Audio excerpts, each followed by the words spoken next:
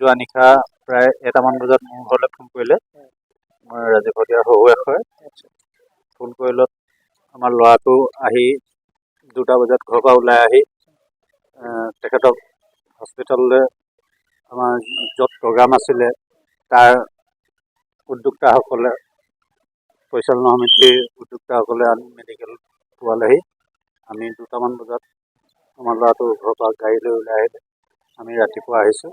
আহি আমি প্ৰথমতে ভবা নাছিলোঁ, ভাল হ'ব বুলি ভাবি আছিলোঁ। তাৰপিছত মই কেনেবাকৈ এবাৰ গ'লোঁ, ICU ৰুমত সোমালোঁ। ডক্টৰ ট্ৰিটমেণ্ট কৰি থাকোঁতে মই পালোঁগৈ। চচপটাই থকা দেখি মই তেতিয়া বহুত মনটো দুখ লাগিলে। তাৰ অলপ পিছতে ঠিক আধা ঘণ্টামান পিছতে নাইকিয়া হ'ল। মই কিন্তু সময় মোবাইলত চোৱা নাছিলোঁ। আগতে এনেকুৱা অসুবিধা আছিলে নেকি তেখেতৰ? আগতে তেনেকুৱা অসুবিধা নাই। প্ৰেছাৰটো অকল ল' আছিলে বুলি প্ৰায় প্ৰেছাৰটো চেকআপ কৰি থাকে। আৰু চুগাৰটো মই জনাত ছোৱালীজনীয়ে কোৱা মতে চুগাৰটো পৰীক্ষা কৰা নাছিলে। ইমানে জানো। আৰু ভগৱানে ইমানে তেখেতৰ লিখি পঠিয়াইছিলে, বিশেষকৈ আপোনালোকে পাৰিব।